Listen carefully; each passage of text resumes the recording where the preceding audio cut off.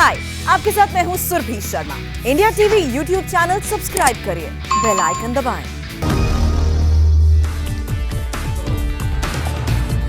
और अब वक्त है चुनाव पर स्पेशल शो चुनाव शतक का, जिसमें आप देखेंगे 5 राज्यों में चुनाव से जुड़ी 100 खबरें। चुनाव से जुड़ी एक भी खबर नहीं छूटने की है पूरी गारंटी। लेकिन पहले देख लेते हैं पश्चिम बंगाल से बड़ी चुनावी खबरें।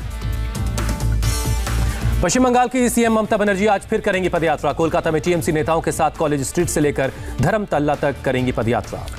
रविवार को ममता बनर्जी ने महंगाई के खिलाफ सिलीगुड़ी में निकाली पदयात्रा। गैस सिलेंडर को लेकर सड़कों पर महिलाओं के साथ निकाला मार्च। ममता ने पीएम मोदी पर किया पलटवार, कहा सोनार बांग्ला तो दूर की बात, दिल्ली को नहीं संभाल पा रहे हैं पीएम। ममता बनर्जी ने सिलीगुड़ी में कहा, खेला होबे, मैं 1-on-1 खेलने के लिए हूं तैयार। बंगाल की जनता से बोली ममता बनर्जी, बीजेपी वोट खरीदना चाहती तो बीजेपी से पैसा ले, लेकिन वोट टीएमसी को दें। बीजेपी के बंगाल में परिवर्तन वाले बयान पर बोली ममता बनर्जी, परिवर्तन बंगाल में नहीं दिल्ली में होगा। बंगाल को महिलाओं के लिए असुरक्षित बताने के पीएम के बयान पर ममता का पलटवार, कहा यूपी बिहार समेत अन्य राज्यों की तरफ भी देखें पीएम। तृणमूल कांग्रेस ने मालदा के हबीबपुर से सरला मुर्मू का टिकट काटा। खराब तबीयत होने का दिया हवाला। हबीबपुर से अब प्रदीप बख्शी को मिला टिकट। आज बीजेपी में शामिल होंगी टीएमसी की 4 बार की विधायक सोनाली गुहा। टिकट कटने के बाद ममता से तोड़ा नाता। ममता की बेहद करीबी रही है सोनाली गुहा। कहा, मुकुल रॉय ने आज मुझे बीजेपी दफ्तर बुलाया। बीजेपी ने ममता सरकार पर आचार संहिता के उल्लंघन का आरोप लगाया। सरकारी एम्बुलेंस पर ममता की तस्वीर की शिकायत की। बीजेपी आईटी सेल के प्रमुख अमित मालवीय ने पूछा, सरकारी एम्बुलेंसेस पर ममता के बड़े बड़े पोस्टर क्यों? क्या चुनाव आयोग ममता के पोस्टर पर लेगा संज्ञान? सीबीआई ने टीएमसी नेता विनय मिश्रा के भाई के खिलाफ जारी किया लुकआउट नोटिस। पशु तस्करी का है ये मामला। ममता के समर्थन में खुलकर सामने आए एनसीपी चीफ शरद पवार। बंगाल में एनसीपी उम्मीदवार नहीं उतारने के दिए संकेत। शरद पवार ने रांची में कहा, केंद्र ममता को हराने के लिए अपनी मशीनरी का इस्तेमाल कर रहा है। ममता को समर्थन करने का ये सही समय है। ममता ने झारखंड के सीएम हेमंत सोरेन से चुनाव प्रचार में मदद मांगी। झारखंड मुक्ति मोर्चा जल्द लेगा फैसला। नेशनल कॉन्फ्रेंस के प्रमुख फारूक अब्दुल्ला का आरोप, कहा हेमंत सोरेन के नाम पर किसी ने किया था फर्जी कॉल।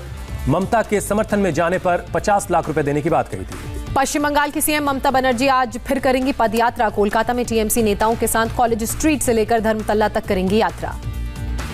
शुभेंदु अधिकारी ने ममता बनर्जी पर बोला बड़ा हमला। ममता बनर्जी को बंगाल की बेटी नहीं बल्कि घुसपैठियों और रोहिंग्याओं की रिश्तेदार बताया। संसद के बजट सत्र का दूसरा हिस्सा आज से शुरू। चुनाव के कारण 8 अप्रैल से पहले खत्म हो सकता है सत्र।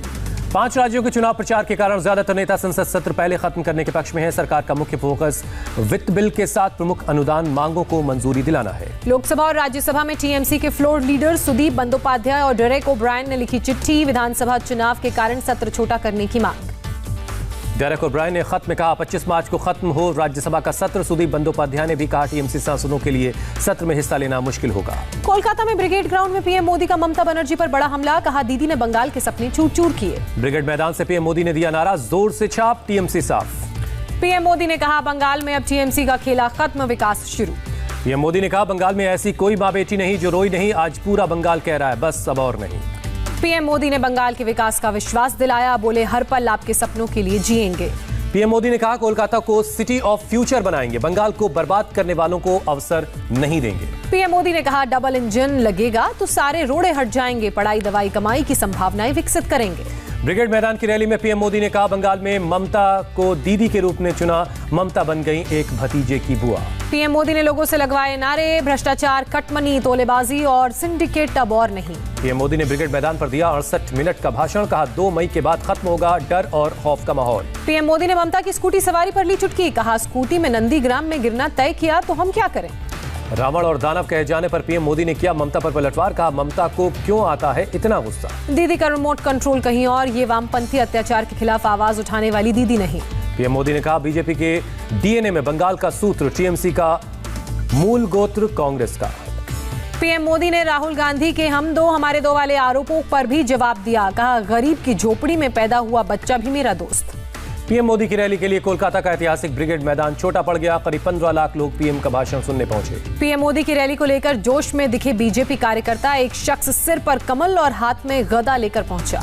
ब्रिगेड ग्राउंड में पीएम मोदी की तस्वीर लेकर पहुंचे बीजेपी के कार्यकर्ता। मोदी मोदी के नारे से गूंजता रहा स्टेडियम। पीएम मोदी की रैली के बाद कोलकाता में लोगों में भारी उत्साह। जय श्री राम के नारे लगाते नजर आए लोग। कहा, ममता सरकार पर लगाएं सभी आरोप सही।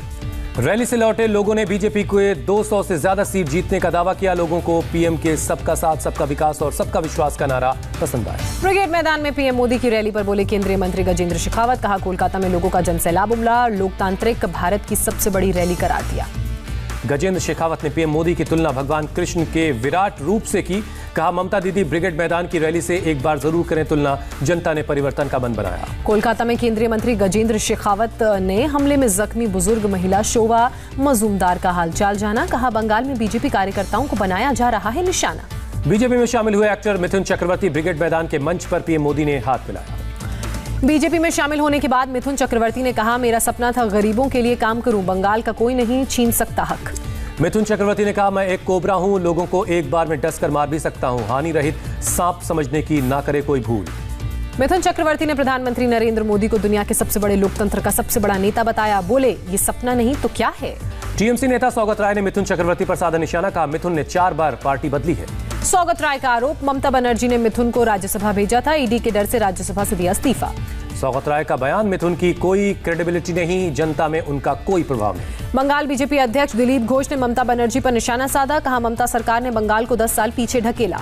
दिलीप घोष ने कहा, ममता बनर्जी की उल्टी गिनती शुरू, ममता अब काम करने का नाटक कर रही है। सिलीगुड़ी में ममता बनर्जी के समर्थन में लोगों ने पहनी खेला होबे लिखी टी शर्ट। कहा, हमारी मुख्यमंत्री ममता ही बनेंगी।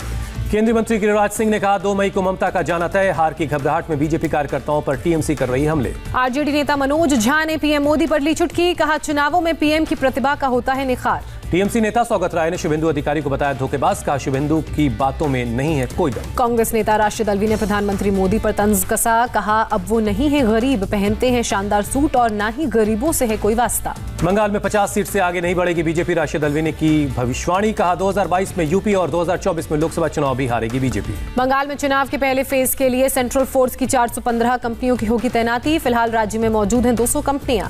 बीजेपी ने अपने कार्यकर्ताओं के प्रचार का वीडियो शेयर किया। लिखा, ये होते हैं जमीन से जुड़े कार्यकर्ता। वीडियो में बीजेपी कार्यकर्ता टीएमसी सरकार के कुशासन पर बनाई है कविता। तृणमूल के घोटालों और धांधली पर है कविता। तमिलनाडु में डीएमके और कांग्रेस के बीच सीटों को लेकर हुआ गठबंधन। कांग्रेस 25 सीट और कन्याकुमारी लोकसभा सीट पर लड़ेगी चुनाव। सोनिया गांधी के स्टालिन के बाद फोन करने के बाद सीट गठबंधन पर बनी सहमति। पिछली बार 41 सीटों पर लड़ी थी कांग्रेस। डीएमके ने सीपीएम के साथ भी 6 सीटों पर गठबंधन किया। सहयोगी दलों के साथ सीट के बंटवारे का काम पूरा हुआ। तमिलनाडु विधानसभा चुनाव में एमडीएमके ने डीएमके के साथ मिलाया हाथ। वाइको को मिली 6 सीटें। तमिलनाडु के त्रिची में डीएमके चीफ एमके स्टालिन का मेगा शो, समर्थकों का उमड़ा जन सैलाब। डीएमके स्टालिन का बड़ा बयान सामने आया। कहा, तमिलनाडु में सरकार बनी तो हर राशन कार्ड धारक गृहिणी को मिलेंगे 1000 रुपए।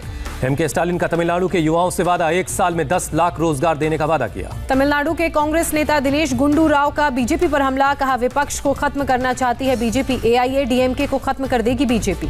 असम में कांग्रेस ने जारी की उम्मीदवारों की 3 उम्मीदवारों की दूसरी लिस्ट। तीताबोर सीट से भास्करी ज्योति बरुआ को उतारा। कांग्रेस असम के पहले चरण में 6 सहयोगी पार्टियों को नहीं देगी टिकट। सभी 47 सीटों पर उतारेगी अपने उम्मीदवार। असम में कांग्रेस ने अब तक नई सीट शेयरिंग का नहीं किया ऐलान। एआईयूडीएफ, सीपीआई, सीपीएम, सीपीआई माले के साथ है गठबंधन। असम में बदरुद्दीन नजमल की पार्टी एआईयूडीएफ ने जारी की 16 उम्मीदवारों की पहली सूची। मौजूदा 13 विधायकों में 7 को दिया टिकट। एआईयूडीएफ 11 सीटों पर अपने पार्टनर कांग्रेस के साथ चुनाव लड़ेगी। 5 सीटों पर फ्रेंडली फाइट होगी। असम गण परिषद के 8 उम्मीदवारों की पहली सूची जारी। 5 बार के विधायक वृंदावन गोस्वामी को नहीं मिला टिकट। असम गण परिषद ने पार्टी संस्थापक प्रफुल्ल कुमार मोहंता की सीट बहरामपुर बीजेपी को दी। कहा, बीजेपी की जीत की ज्यादा संभावना है। टिकट नहीं मिलने से नाराज असम के मंत्री सम रोंगेन ने कांग्रेस ज्वाइन की। दीफू सीट से मिल सकता है टिकट। असम जातीय परिषद ने जारी की 50 उम्मीदवारों की दूसरी लिस्ट। पहली लिस्ट में थे 18 उम्मीदवारों के नाम। एजेपी अध्यक्ष 2 सीटों से लड़ेंगे चुनाव। दुलियाना जान के साथ नहर कटिया सीट पर मैदान में उतरेंगे। विजय यात्रा के बाद तिरुवनंतपुरम में अमित शाह की रैली। कहा, भ्रष्टाचार को लेकर एलडीएफ और यूडीएफ में मची है होड़। केरल में अमित शाह ने कांग्रेस पर साधा निशाना। कहा, बंगाल में लेफ्ट के साथ और केरल में लेफ्ट के खिलाफ चुनाव लड़ रही है। अमित शाह ने तमिलनाडु विधानसभा चुनाव में जीत का किया दावा। बोले, फिर बनेगी एआईएडीएमके, बीजेपी, पीएमके गठबंधन की सरकार। केरल दौरे में तिरुवनंतपुरम में रामकृष्ण आश्रम पहुंचे अमित शाह। 27 मठ के प्रतिनिधियों से की मुलाकात। तिरुवनंतपुरम में केरल विजय यात्रा कार्यक्रम में शामिल हुए अमित शाह। मेट्रोमैन ई श्रीधरन भी मौजूद रहे। राजनीति में आने के सवाल पर बोले ई श्रीधरन, अभी काम करने के लिए ऊर्जा बाकी। अमित शाह की मौजूदगी में अभिनेता और केरल पीपुल्स पार्टी चीफ देवन बीजेपी में शामिल हुए। अभिनेत्री राधा और पूर्व नौकरशाह बालाकृष्णन ने भी बीजेपी का दामन थामा। गृह मंत्री अमित शाह रहे मौजूद। विधानसभा चुनाव से पहले अमित शाह ने पार्टी पदाधिकारियों से की मुलाकात, कोर कमेटी मीटिंग में लिया हिस्सा। कांग्रेस नेता कार्ति चिदंबरम का बयान सामने आया। कन्याकुमारी से प्रियंका गांधी को लड़ाना चाहिए चुनाव, कार्यकर्ताओं में बढ़ेगा जोश। चुनाव से पहले केरल में कैश मिलना जारी। मल्लापुरम में एक गाड़ी से 1.5 करोड़ रुपए जब्त हुए। हाय, आई एम सुरभि शर्मा। खबरों से अपडेट रहने के लिए India TV YouTube channel subscribe करिए, साथ में बेल आइकन जरूर दबाएं। जुड़े रहें इंडिया टीवी के साथ।